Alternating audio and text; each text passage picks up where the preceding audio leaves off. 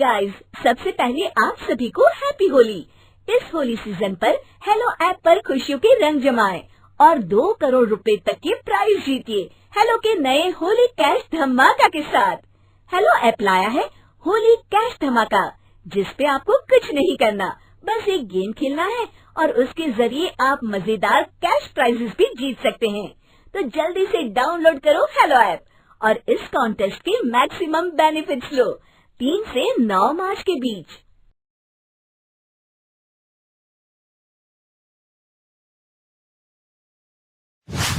अरे आग लगे, ये भी कोई जिंदगी है। सुबह से चिल्लम चिल्ली पुकार सुन के मैं तो तंग आ गई हूँ। अरे वो भी क्या दिन थे जब मैं गांव में रहा करती थी। पहले बड़ी सुखी थी मैं। पहले मेरी जिंदगी क्या थी और अब क्या हो गई है। शहर में तो लोग भेड़ बकरी की तरह जीते हैं। जीने का असली मजा तो गांव में है।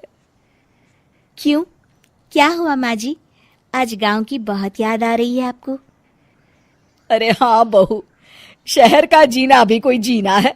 लोगों की आधी जिंदगी तो सड़कों के ट्रैफिक में निकल जाती है और यहाँ रखा ही क्या है। एक बात कहूँ, दिल्ली शहर अब पहले जैसा नहीं रहा। क्या माँ, जब देखो गांव के गुणगान गाती रहती हो।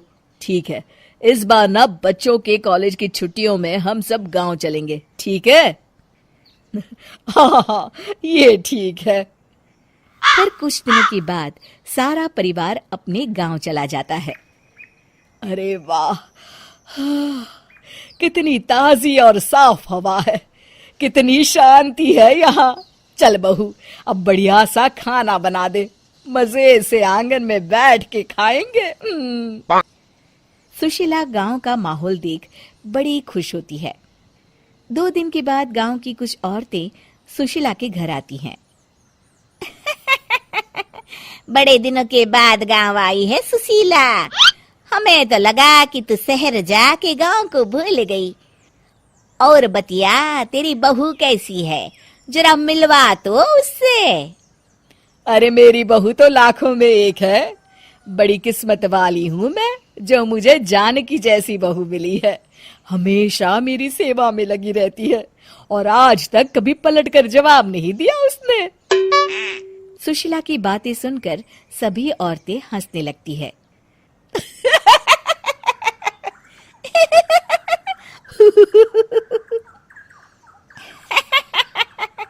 अरे कुछ भी बोले जा रही है।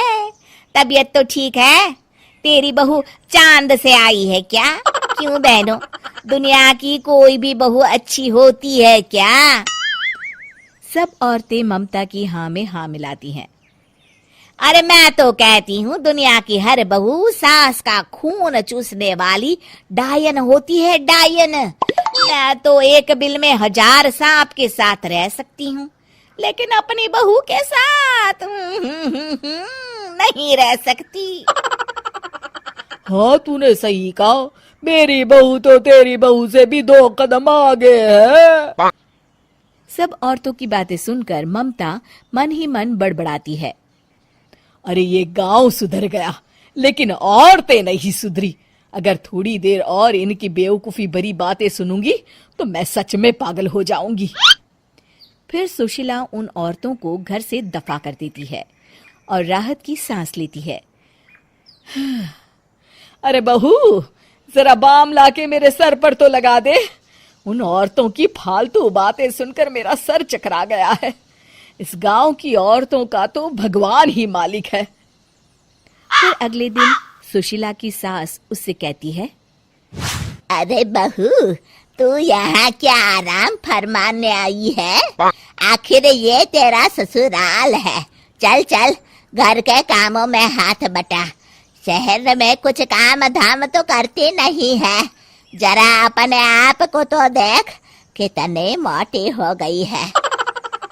सारा दिन घर का काम करने के बाद शाम को सुशीला, हाय मेरी कमर, हाय मेरे पैरों ने तो जवाब दे दिया। आज तो मुझसे मक्खी भी न मारी जाएगी। अरे बहू, जरा आकर मेरे हाथ पैर तो दबा दे। जी माँ जी, अभी आती हूँ। तभी सुशीला की सास जानकी को रोकते हुए कहती है, अरे रुक जा बहू, एक दिन काम करके इसको इसकी नानी याद आ गई। हम लोग तो रोज इतना काम करते हैं, कोई जरूरत नहीं इसके हाथ पैर दबाने की, सुबह तक सब ठीक हो जाएगा। सुशीला अपनी सास की बातें सुनकर हैरान रह जाती है। इस तरह धीरे धीरे गांव आने के बाद सुशीला की परेशानी शुरू हो जाती है। फिर एक दिन, अरे आज तो मैं कपिल शर्मा देखूंगी क्योंकि आज संडे है। सुशीला जैसे ही टीवी ऑन करती है तभी बिजली कट जाती है। अरे सत्यानाश, इस बिजली को भी अभी जाना था। इतने दिनों से मैं टीवी सीरियल देख नहीं पाई। हमारा देश इतनी तरक्की कर रहा है, अरे पता नहीं ये गांव कब सुधरेगा। अरे अब तो 2 दिनों के लिए बिजली को भूल जा, ये तो यहाँ रोज की बात है।